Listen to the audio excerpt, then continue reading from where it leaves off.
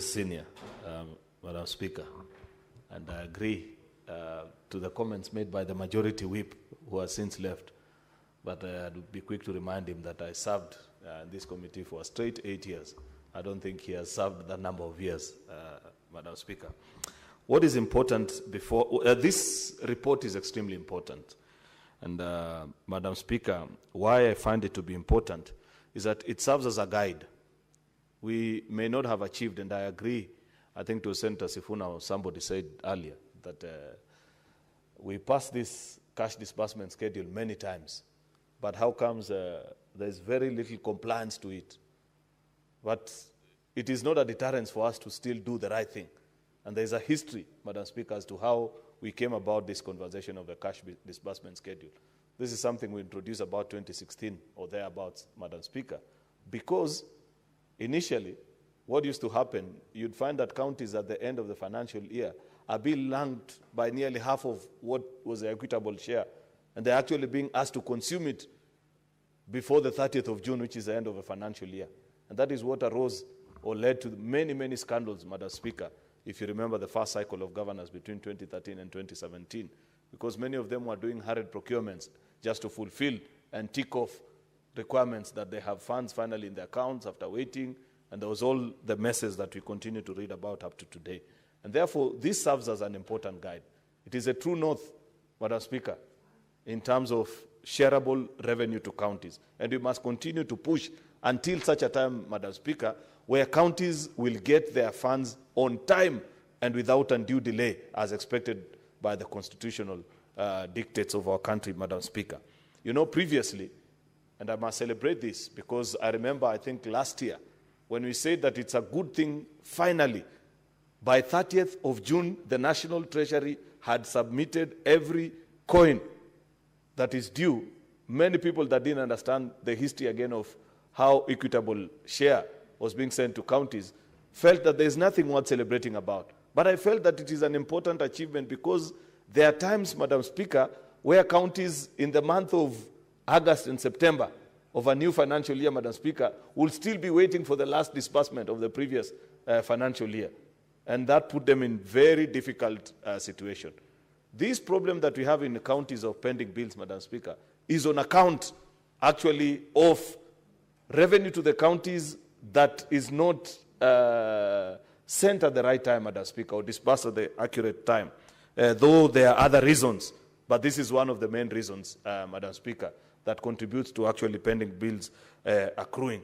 I know that many county governments have since established creative ways, Madam Speaker, of filling the gap, many of which end up costing taxpayers money, additional funds. They have signed, I think, agreements with various banks, KCB, I don't know which one, where at least particularly for salaries, even if there's a delay, they consistently get their salaries. And you have to understand where county governments are coming from. Because if you're a governor and it's 6th, you can't be pushing people to come to work early when you have not paid them their salary, Madam Speaker. It might be true that some of them don't even have fare.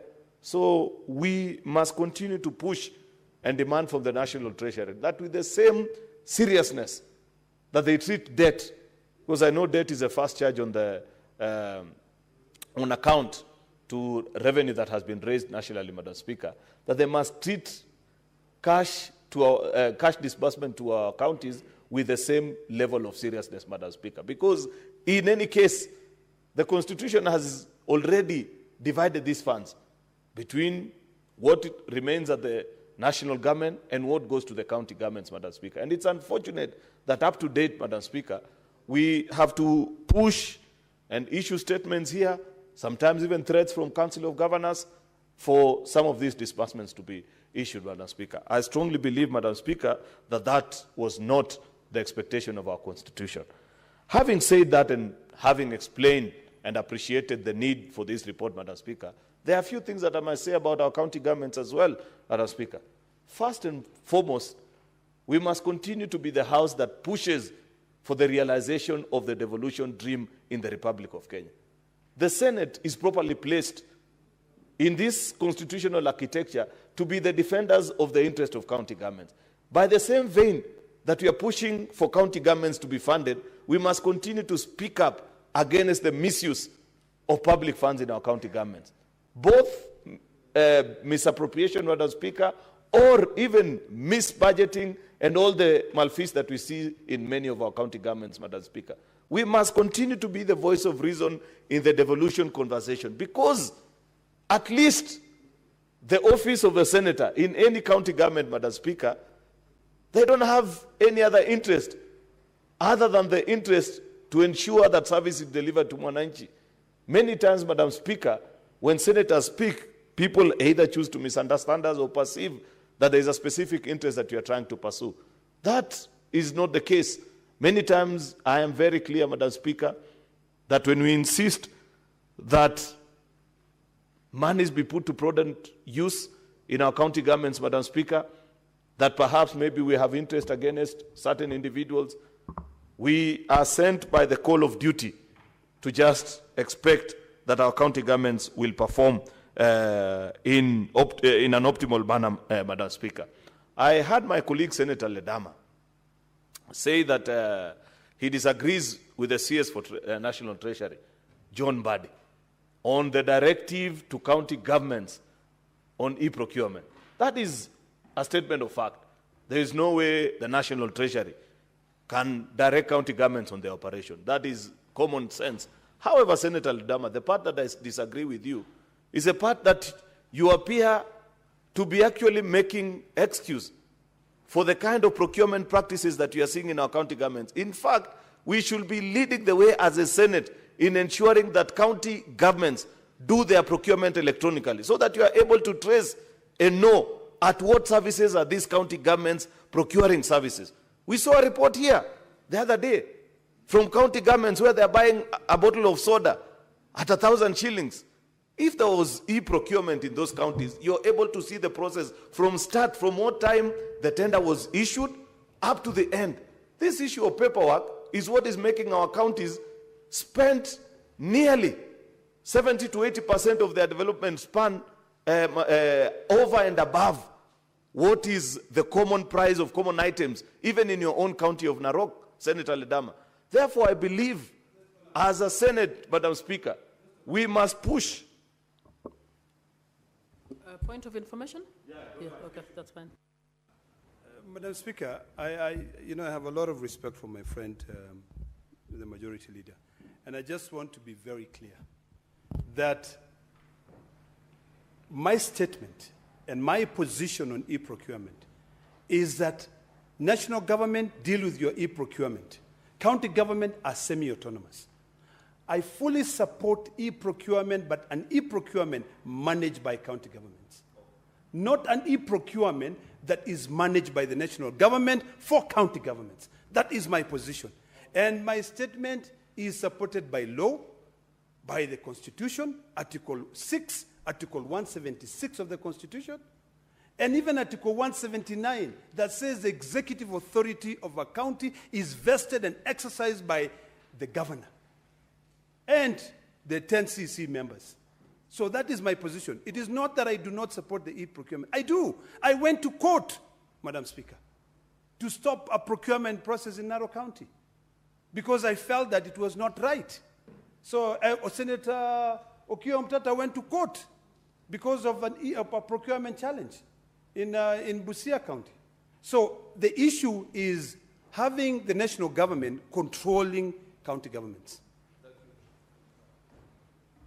You know,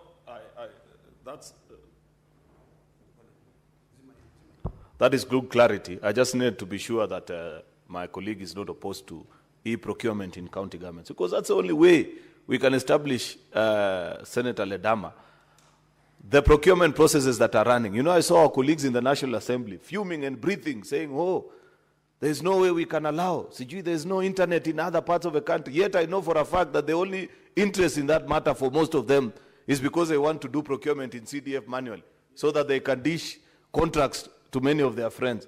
We must be different, senators. We must be firm and tell our county governors that we want to see a procurement process that is transparent. And the only way you can do that, do this thing electronically. In fact, many of the people that you procure services from, they know how to run digital systems. Let them upload their quote so that I'm able to evaluate and know what is it that led to me losing out on a particular tender, why a certain contractor was awarded, at what price, things that members of the public cannot see now. I said in this house yesterday that the one thing I appreciate about SHA, Madam Speaker, is the transparency of posting how public funds are being sent to all these institutions so that people can read. Diligent citizens can look and say, how are you claiming that this particular hospital received this amount of money? The same must be made out of procurement in our county governments, Madam Speaker.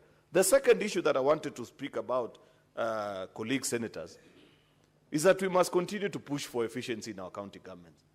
Last session, when we tabled here the reports from the Public Accounts Committee, Madam Speaker, on financial year analysis of all our 47 county governments, doesn't it bother you, colleagues senators, that of all the 47 counties, first of all, none meets the statutory edict of using up 35% of your resources on actual development?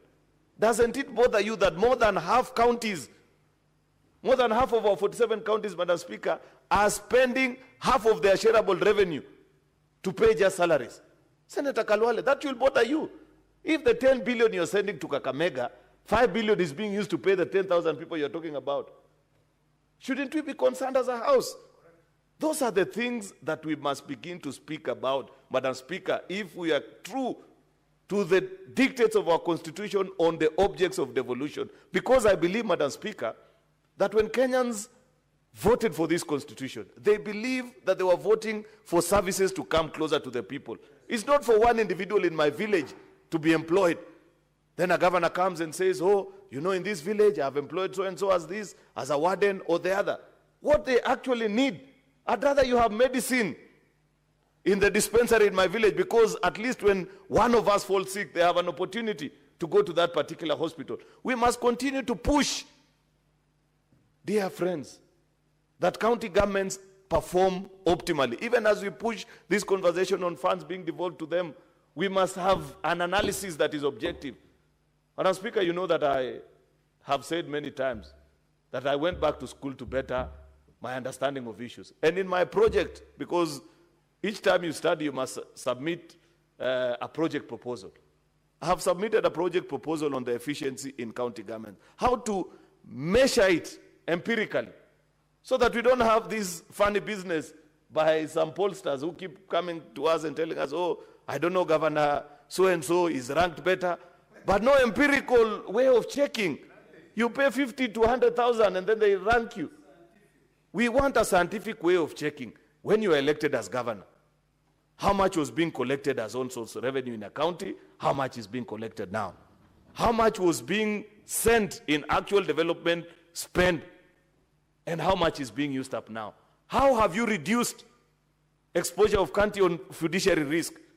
What is the feeling of Mwananchi on access to services in your county government? What is the proximity to service? How many health centers, if we went in your county, if your county has 50 health centers, how many of them are at least have medicine for common diseases, Madam Speaker? Or we are likely to find just the free things that they give, which are used by young men that I don't want to mention, on the floor of the Senate. Because that's what you find in many of these dispensaries.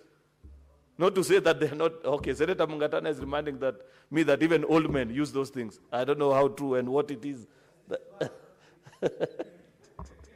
Okay, it is Senator Chesang, Madam Speaker. But the point that I'm making is that, as a Senate, having sat here as an institution for our third cycle, surely it is not beyond us to find ways of pushing for better and more prudent ways of spending these resources that we send to county governments in a way that is objective, so that when Senator Boni Kalwale speaks, people don't say it is because he wants to unseat Governor Fernandez.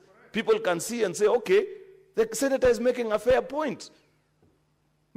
Madam Speaker, I believe that before the end of our term, it will be a failure of monumental proportion if, as a House, we will not have elevated this conversation on performance of our county governments to be just beyond the reports of PAC and CPI committees.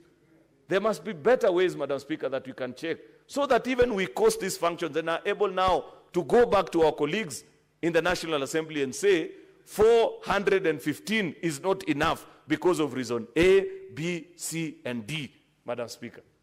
I believe, Madam Speaker, that this House has sufficient competence in both the senators and the technical staff that we have that can lead us into that direction. It is my hope, Madam Speaker, like colleagues who have spoken ahead of me have said, that at the end of this financial year, perhaps it's about time that as we receive the report on the cash disbursement schedule for the upcoming financial year, that we equally get a report of the compliance in the previous financial year to establish and say, this is what these funds were supposed to be, this is when these funds were supposed to have been disbursed, they delayed by how many days? So that then we continue to push on this particular item and ensure that our county governments are properly and sufficiently funded to take services closer to Mwananchi. With those many remarks, Madam Speaker, I beg to support and hope our colleagues, we can conclude on this debate actually today so that money can flow as it's supposed to be to our county governments. I thank you, Madam Speaker. Senator Sifuna.